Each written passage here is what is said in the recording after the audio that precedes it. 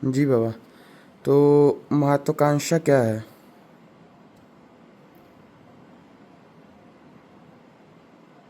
महत्वाकांक्षा क्या है? जी।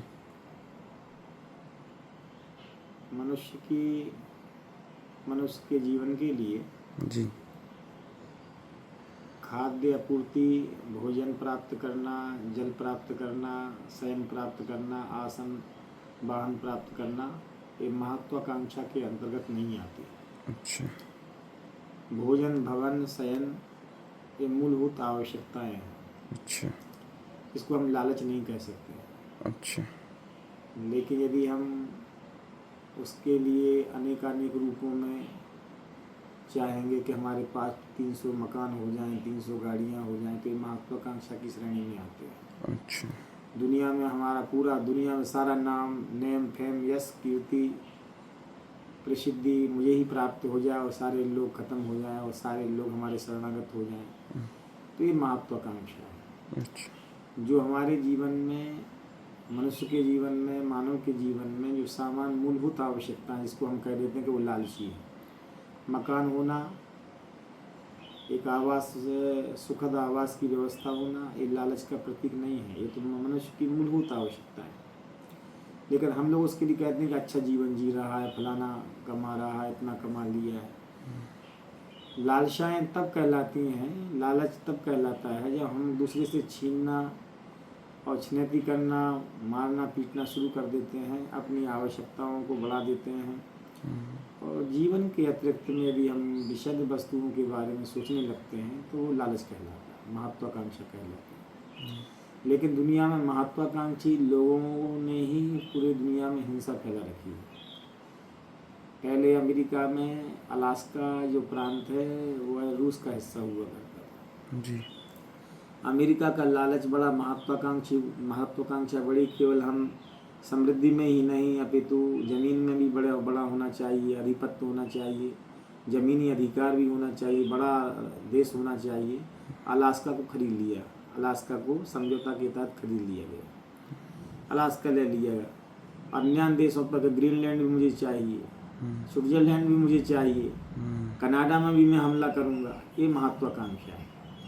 जब व्यक्ति महत्वाकांक्षा के कारण से कि हमारी संसार में प्रसिद्धि हो जाए, पूरे संसार के लोग मुझे जाने, पूरे संसार के लोग नतमस्तक हों, की भावना हमारे अंदर जब पैदा हो जाती है, तो ये महत्वाकांक्षा है। लौकिक आकांक्षाएं, सामान्य आकांक्षा, लौकिक आकांक्षा और अति महत्वाकांक्षी व्यक्ति ही पूरे संसार में विनाश का कारण बनते हैं। जो भी विनाश दिखाई पड़ता है कि हमारा उस्मानिया राज पूरे विश्व में फैला था, सारे लोग हमारी गुलामी करते थे, अभी भी हमारी कोई गुलामी करे, भाईचारा का भाव खत्म करके, प्रेम सद्भावना का भाव खत्म करके जो भी व्यक्ति जीवन में करेगा, वो सारी चीज़ें महत्वाकांक्षा के अंतर्गत आती हैं। और जो भी महत्वाकांक्षा के द्वारा घटित होता है वो हानिकारक होता है, हार्मफुल होता है। इसलिए जय कृष्ण मूर्ति जी ने और श्री गौतम बुद्ध जी ने कहा कि तृष्णा का कोई अंतो नास्ति, पिपाशाया पिपासा का कोई अंत नहीं है। इसलिए पूरी दुनिया में जो हिंसा दिखाई पड़ती है वह महत्वाकांक्षा के कारण से ही है। यदि हम सद्भावना की महत्वाकांक्षा रखें, सद्भावना की कामना रखें, तो हिंसा अपने आप नहीं रुक जाएगी।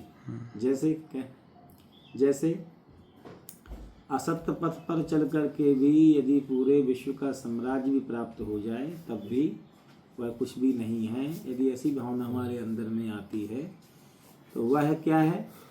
वह है सत्य के प्रति समर्पण। यदि हमारे अंदर में ये भावना आती है कि हम सब कुछ हमें प्राप्त हो जाए, इसके लिए कहा गया माम का पांडवाश्चैव किम कुर्वत संजय। मेरे और पांडव के पुत्रों ने क्या किया? जब धृतराष्ट्र जैसे राजा महाराजा लोगों के मन में यह भावना आ जाती मेरा और तेरा, सत्य का पक्ष वहीं पर खत्म हो जाता है।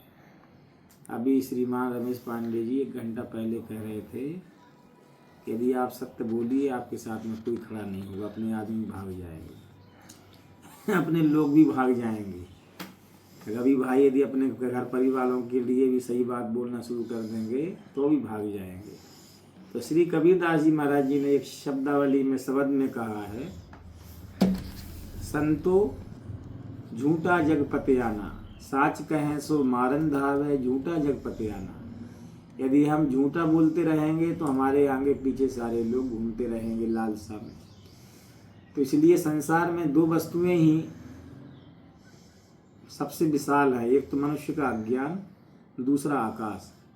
दो ही मूर्खताएं हैं। मनुष्य का अज्ञान क्या है कि man can not live without illusion और man can not live without propaganda. उसके लिए दुष्प्रचार चाहिए, किसी भी माध्यम से यदि दुष्प्रचार उसको प्राप्त नहीं होगा तो वह अपने आप खत्म हो जाएगा। या तो कोई व्यक्ति डिजायर दे दे, लालसाएं प्रदान कर दे कि ऐसा होगा वैसा होगा ऐसा होगा, जो कभी नहीं होने वाली लालसाएं हैं वो हमें प्रदान कर देवे। क्योंकि मन चाहता है कि सदा सर्वत्र लालसा में जीने वाली इकाई का नाम मन है, इंद्री का नाम मन है। और मन के लिए जब तक यह भोजन मिलता रहेगा मन जीवित रहेगा। इसलिए उसके लिए कहा गया, रे मनो मरकट है तू बड़ा विकट, घूमता है शरबत न लगती कहीं टिकट, अपरिचित गलियारों में अपरिचित बाजारों में करता है सैर तू, रखता है बैर तू, कागज़ की किश्तियों पर करके सवारी, बहुत जल्दी तर जाऊंगा आशा लिए भारी, अपनों की दुनिया में कभी नहीं थमता, बालू से नवनीत पानी की ठानी, पानी पर लिख रहा जीवन कहानी। और रही बात हिंसा की, तो बचपना में हिंसा, व्यक्ति का मन स्वाभाविक रूप से बाल्यावस्था से ही हिंसक रहता है। छोटी छोटी कीड़ियों के लिए हम तीलियों के माध्यम से उसके लिए प्रहार करना शुरू कर देते हैं। कुत्ता बैठा हो या पंछी उड़ रहा हो तो हमारे मन में हिंसा का भाव, तो हमारे माता पिताओं के लिए बचपना से सिखाना चाहिए कि माँ हिंसा सर्वभूतानि, जैसे हमें कष्ट होता है वैसे इसको भी कष्ट होगा। जब ये भावना हमारे अंदर में होती तो हिंसा निवारण मंत्र अपने आप प्राप्त हो जाता है। हिंसा प्रद शिक्षा से ही पूरे विश्व में तहस नहस हुआ पड़ा हुआ है। जैसे कोई कहता है कि मैंने न्यूक्लियर परमाणु बम बना लिया, तो बर्ट्रैंड रसेल ने लिखा हुआ है कॉमन सेंस नामक पुस्तक में कि एक न्यूक्लियर परमाणु बम से 2,40,000 वर्ग किलोमीटर प्रभावित होता है।